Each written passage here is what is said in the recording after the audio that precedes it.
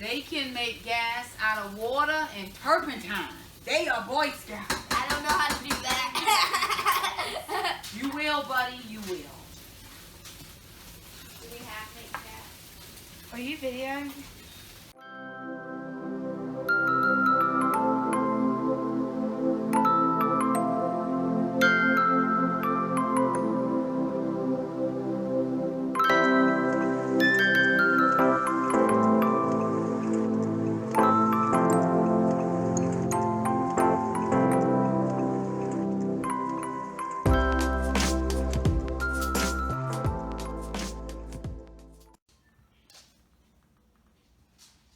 Hey, Mama. Wanna go see your friends? Come on. Come on. Oh, there went the scooter. Hey, buddy. Hello. Hey, Scoot. Two dogs. Bye. See you later.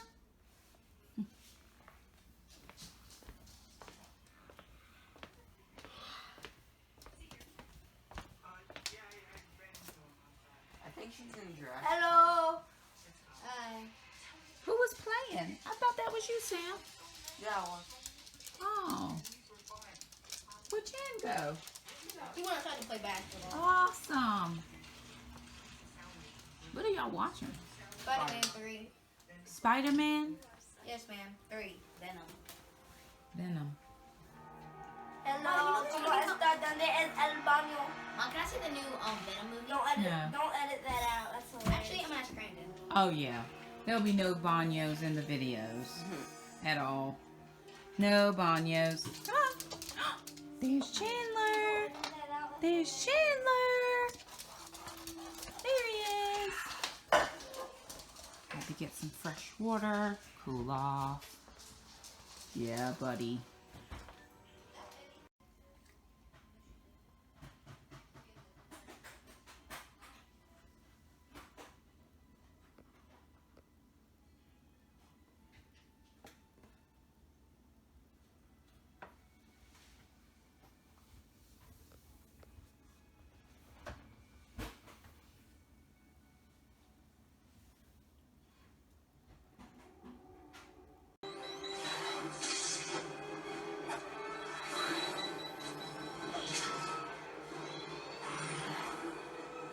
You gonna play too, Sam?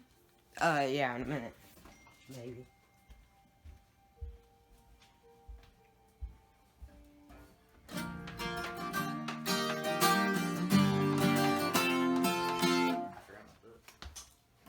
Okay, so the third attribute that we are on is going to be,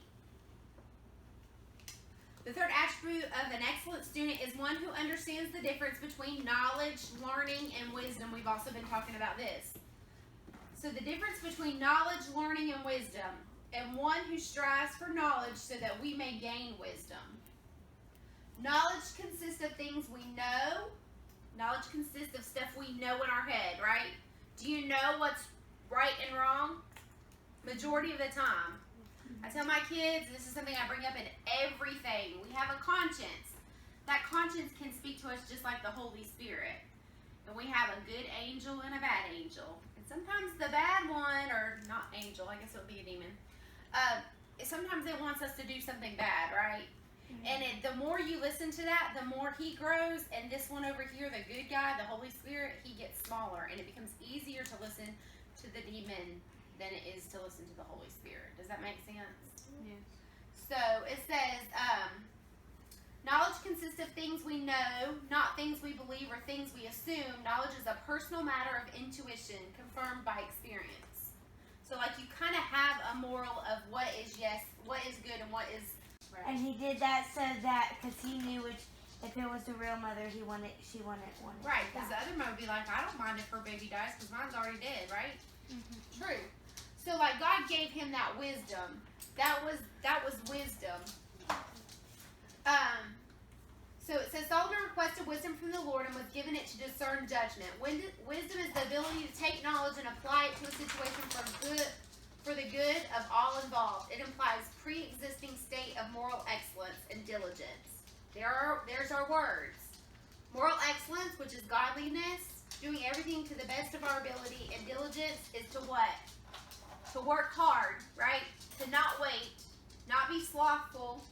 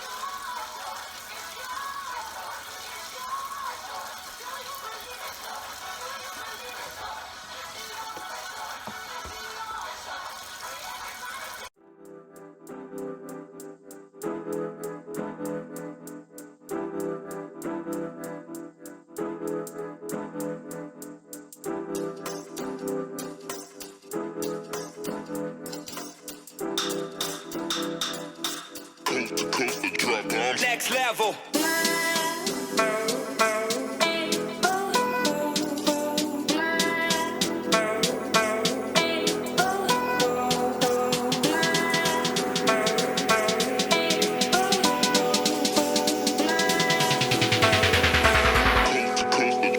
Next level.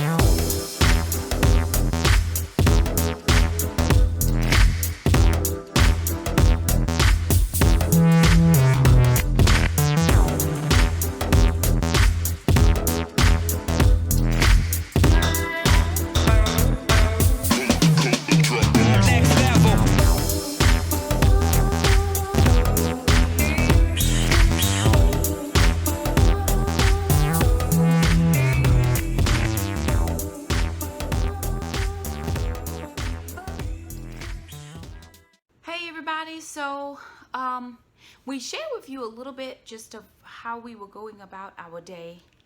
Always gotta take off those glasses. Just sharing with you some of what was going on while we have been evacuated.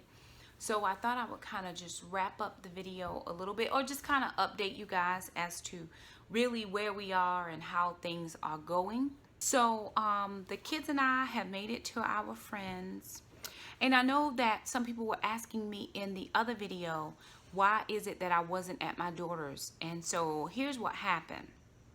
When we were looking at a storm on Sunday, then we were looking again at the storm on Monday, and we knew we were leaving on Tuesday, but the storm gave the projections that it was coming to the coast. It was going to hit crossover where it was going to cross over, and then it was going to kind of go up into the area where my daughter lives. And so I kept thinking, she lives on a upper level apartment, so if we did go there, you know, flooding would not be an issue, but we would not be able to get out if there were rushing, water, standing water in her neighborhood. And so I kept thinking, okay, let's look at maybe potentially getting a little bit further inland. So I have my very best friend my sister is my very best friend, but my very best friend outside of my sister is, her name is Gwen, and she lives back where we used to live before we moved to where we live now. And so she had texted me Sunday night, I think, and told me, hey, I've seen the news. It doesn't look good. You know that you and the kids are always welcome here. And that's not the first time that she's ever done that when we've had kind of some potentially bad weather and things. I mean, when you live on the coast, and we live on the coast, it is what it is. It's a part of that coastal living. And so we just thought, hey, that's an option. So then we thought, okay, it's just going to be a category 1 or a 2. We've been there through a 2. Matthew was a 2. We stayed. We did not evacuate during Matthew. Then I believe it was Monday night, as I was just kind of chilling. I should have been working. I was chilling. And we were making preparations Monday, but I was trying to find gas. We were trying to pack up the things that we could pack. I mean, it was just a lot of things that we had to do. I got everything except Jackson's EpiPen. I did not get that. It was the only thing I didn't remember was his EpiPen, and he hasn't had it very long, which is why it didn't even click in my mind. I got all his other meds, and I had that in my purse, and I switched bags thinking, let me carry a larger purse because I can fit more stuff in there. And I didn't check the very back pocket, and that's where his EpiPen was. So anyway, Monday night I got another text message from another friend of mine who lives in the same town as my best friend. They live a mile apart. And she said, Sean told me to message you last night and let you know that you're welcome here with the kids. And Sean is her husband. So, that was another option. And looking at the trajectory of the storm, it was like, well, this makes more sense because we're going to go further inland than where my daughter lives. My daughter lives north, and they live more west. So I was thinking, okay, more west will be better. So anyway, I had to end up going to pick up my mom. So it's 2 hours east of where I needed to go. So I had to pick up my mom, and then we're still struggling trying to find gas. Then we finally find some gas, and I'm trying not to run out of gas, period. Like, I'm not even trying to get to half a tank because I'm seeing people on the road with gas tanks strapped to the hoods of they're evacuating with gas tanks strapped to the hoods of their car. To the roofs of their cars. And I have seen other people who were putting gas in their vehicles, just like in gas cans. I knew those were the people with generators. They were not leaving. They were staying where they were. So my biggest thing was don't run out of gas, Shakima. So I managed to get my mom.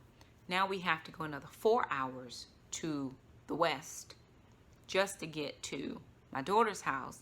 And then I'm another hour from where I'm supposed to be staying with the kids. So I'd already called, talked to my daughter, and we were all going to go and transition to this second location. Well, by the time I pick up my mom, find gas, get back on the road, we're not even taking major highways. We're taking highways, but not even major highways. And it took us another 5 hours to get where we were supposed to go. Probably longer than that with stops. And then it started raining. So it was just bad weather. I got to Shamika's and I said, listen, I'm just done for the night. I couldn't even edit that video. It's why it took me so long to get that video out, because I just didn't have the time I needed. And I said, I can't do any more. I just need to rest. My ankles were swollen. I was just done. So what I decided to do was just sleep off my tired. And in the morning, I would be better because I'm a morning person. I can get up early, get my coffee, do what I got to do, and be done. So, we did all of that. And then the next morning, Shamika decided she did not want to come. She wanted to ride out the storm in her apartment.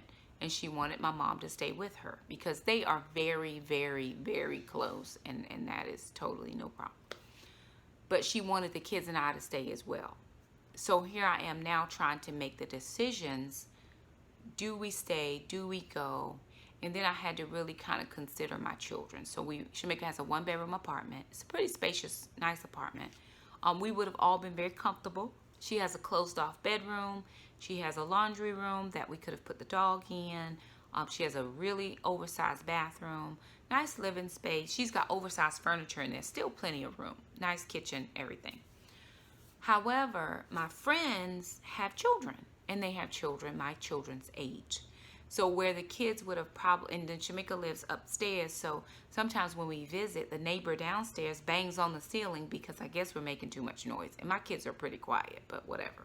So I had to think, is it going to be more beneficial for them to be in one small confined space? Or does it make more sense, even though there's 9 of us in this 3-bedroom house, 1 bathroom, and 2 dogs, does it make more sense because they have outdoor space? They have a huge yard. They have the trampoline. They've got different things for the kids to do. The dogs can get out, and they have a zip line for the dogs. And when I say zip line, I just mean they can, leash the dog up to this chain that runs a good length of the yard between some trees. And then, we didn't have to just keep the dog in the house. They have a scooter right there. If you can see, he's asleep. And there's ma'am. So they made themselves comfortable. The family has gone out to scouts. They have 3 boys and a girl. All of them are in scouts of some kind. So they took my children along with them to scout. So I thought I'd just stay here and kind of tidy up, get done with some dishes from snacks and different things. With a lot of us in here, there's just a lot more dishes. And then, of course, I've been trying to cook keto items that I could eat and have available for myself, as well as, make things for, everything I cook is open for everybody. However, I'm making sure that I have keto things that I can eat. So I did bagels this morning. We did waffles this morning. We did eggs, and I'm actually now going to put on some bacon, and then I have a little bit of bacon left that I can just make, and then that will be done. I want to do that tomorrow. And I am going to do some cauliflower rice with, I made some keto bread, so I'm going to do like some oil and garlic and Italian dressing on a skillet, and I'm going to flip the bread. I was thinking about making French toast, but I think the bread is a little bit delicate, so I'm just going to do it as a fry bread, garlicky fry bread to go with. She made a roast, and I'm going to do the cauliflower with, I have like some taco meat that I did the other day that I need to use, so I'm just trying to use up what I have. So it's kind of be a little bit of everything, but it'll be fine. So I told her I would make sure I got that done for her. But anyway, that's why we decided to come further. So then the storm looks like it shifted, and we're still going to get some of the rains and the wind. And we knew that no matter where we were going to get the rain and the wind. But in order that my kids weren't cooped up in one small confined space, they now have, and they've made it so comfortable for us. Jackson is able to stay in with the boys, so their dad made like a bunk bed, but he has like one going this way and one going this way, and then there's another bunk bed over here with a built-in bookshelf, and they have like a loft thing. I mean, it's really neat. And so Jackson is bunking in with the boys, and you would think having 4 boys in one room, it would be a lot, but it's plenty of space. Jackson has his own separate futon area, and the boys all have their beds. I'm doing the bed, I have a double bed that I'm sleeping in, and the girls are kind of bunking together as well.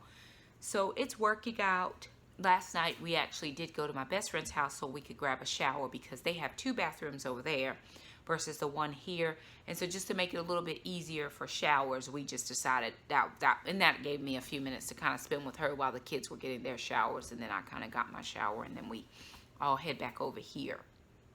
But if for some reason we have to be evacuated longer than, say a couple days, a week, whatever, my friends here, they are pastors of a church, and they have access to a parsonage apartment, and the kids and I can have access to that apartment as far as being able to have a stable place for a couple of days, weeks, whatever we needed. It has 2 bedrooms, a seating area. There's a full kitchen. Upstairs, there's a little mini fridge. I mean, it's just a nice setup. They keep it for traveling ministers and different evangelists and guests and stuff that come. And so it was nice that they were able to offer that, even though we're staying with them now, because there's no Wi-Fi, there's some big windows there. So in case of the storm, we just felt like we'd weather it all out here, and then when we needed to transition, we would. So over there, like I said, it's a nice, really nice space, and I think the kids and I would be comfortable there. But we would definitely miss having the children, and it may be something where we just sleep there at night, whatever. But the kids brought their homeschool, and they are a homeschool family as well. So the kids have brought their homeschool, and we had school today. It always is a little easier when you have mom here for schooling, and so Alana got done with a lot of work today. I mean, she did a large amount. Of course, I marked them off from school on Tuesday because that was just a total travel day for us. The one thing I feel really bad about is I didn't get any boards to board up my windows. It was just something I didn't realize that I realized that I needed to do. Didn't have the tools or the boards to buy, to do it. I didn't have the equipment or the manpower that I needed to do to do that myself. Next time I'll be a little bit more prepared. I can always get Handy Mandy to come over and help us, but of course she was trying to get her family squared away as well, so totally get it. But my prayer is that there is no damage to my house. I mean, the Lord told me before we even decided to evacuate, he said, Shakima, get your family, stand around that tree that's in your yard and pray that it would stand. I'm really ready to knock the tree down, but he said pray that tree would stand, not because I was afraid that it would fall on my house, which is an issue because at a Cat 4 it could have, but I wanted it not to fall sideways on my neighbor's house or backwards on my other neighbor's houses, nor on my house. So the Lord told us very specific. He said stand around that tree and pray that it would stand firm and not be moved. And so that's what we did before we left. We prayed over it. We prayed over our property. We prayed over the promises of God in our life, what he's done for us. This is the very first house my kids and I have owned on our own. And, but even in thinking about the house today, as I was kind of here by myself and just thinking, and as sad as it would be to lose our house, and if something were to happen, I wouldn't blame the Lord. He didn't not keep his promise, because he is always with me in the house or without the house or in a new house or wherever we are, he is there. But he said, Shakima, is the house as important as the people? And I began to say, you know what, Lord, you're right. It's not the house. The house is important. It's important for me and the children. But God came that all men might be saved. And this is not a salvation, What I'm saying is, if he's concerned about people, then my concern has to shift from my house to the people that are in the wake of this storm. So my prayer becomes, Lord, protect all the people in North Carolina, South Carolina, Virginia, and now Georgia, and parts of Tennessee, and parts of Kentucky. The house is important, but God, you came for all the people. So if you're concerned with all the people, then I can't be concerned with just my little dwelling, my 3-bedroom, 2-bathroom house. I need to be praying and interceding for all the people along the eastern seaboard, and all the people that have added to evacuate. People left Virginia going to Georgia thinking they were going to be safe, and now the trajectory of the storm looks like they're going to Georgia. So there's more people in Georgia than there might have been had they went somewhere else. I had even thoughts of going to Kentucky, and looks like they're going to get something's going to curve around that way as well. So even though the house is important, I'm thankful for what the Lord is, that he put in my heart. Shakima, pray for people. As so many people have, messaged me or commented on our videos and said, we're praying for you. Thank you for praying for us. I've been praying for days, really, Lord, turn the storm, turn the storm, turn the storm. And the storm has turned, but I didn't pray that it would turn into another state. My prayer was that it would dissipate back out to sea. And then we definitely prayed that it would decrease in strength, which it has done. So again, the kids and I are here. We don't know for how long. I was telling a friend of mine who was traveling on Wednesday, you know, make sure you get gas. I think in 24 hours, it was less than 36 hours, but I think in 24 hours, I spent $100 in gas. Just going what was supposed to be the equivalent of a 5-hour trip. Because the first gas station I went to fill up, they had no regular, they had no medium grade, they only had premium. So in order to get premium, I had to spend a huge amount just to get to 3/4 of a tank, because I was like, ooh, this is getting a little expensive. Then to fill up at the next place to top it off, they finally did have gas and I was able to top off. But then when I went to pick up my mom, I had to top off again. Then 4 hours to the other way, topping off again, and then I just topped off again today because so many places in North Carolina are out of gas. We were thankful for all the tankers that were able to get through to be able to fill up gas. But now that the storm has indeed started, the outer bands are on the coast now, there might not be any more trucks that can get through for days, and we don't know how many days. We don't know what the roads will look like. We just don't know. And so again, I'm not down in my spirit. I don't feel like a dread, a sense of foreboding or anything like that. What I do feel is a sense of thankfulness for having already been prepared for. When Ephesians 3:20 and 21 says he is able to do exceedingly and abundantly above. So going to my daughter's was provision. That was provision. When my girlfriend texted me Sunday night, that was exceedingly. And when my other friend texted me on Monday night, that was above and beyond what I could think. Because she said, Shakima, even if you, because she was willing to, and prepared to take my mother, my daughter, and my granddog. So there would have been 11 people in this house and 3 dogs, and they were willing to take us in. And she said, listen, hey, if it doesn't work, we have that other quarters over there. We're now washing the bedding for there so that if we do need to transition over, we have clean bedding.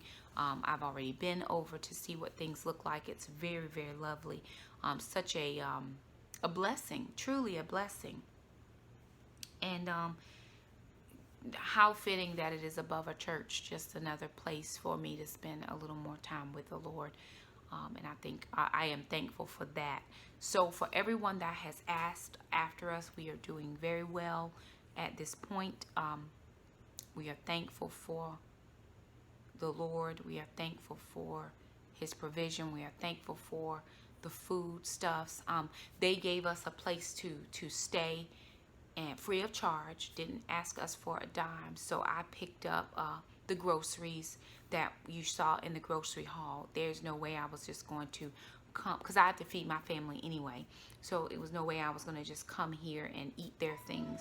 Of course, we did bring everything we could bring out of our freezer, and I still left food. And so I'm just prayerful that the power holds and we don't lose all of that food. If I had a larger space, I could have packed more of our staple items in the garage pantry, but prayerfully the Lord will maintain the house and we'll have those things when we get back. Will I be able to maintain keto when I get home? I don't know. Just depending on what stores are open, what things we have. I did have to probably get all new keto items here. But fortunately for me, my friend is doing Trim Healthy Mama. So she had a lot of the same, coconut flour, almond flour, all the stuff I use, she had here. So, again, provision. And not just provision, but exceedingly and abundant provision. So thankful for her, thankful for her family, thankful for everybody that has asked after us, thankful for all the prayers. Please remember those families in Virginia and South Carolina and Georgia and Tennessee and any place where this storm is projected to go. Please be praying for those families. We do love you. We will continue to update you as we get more things and as we know more things. So thank you so much for stopping by our channel, and until the next video, bye now.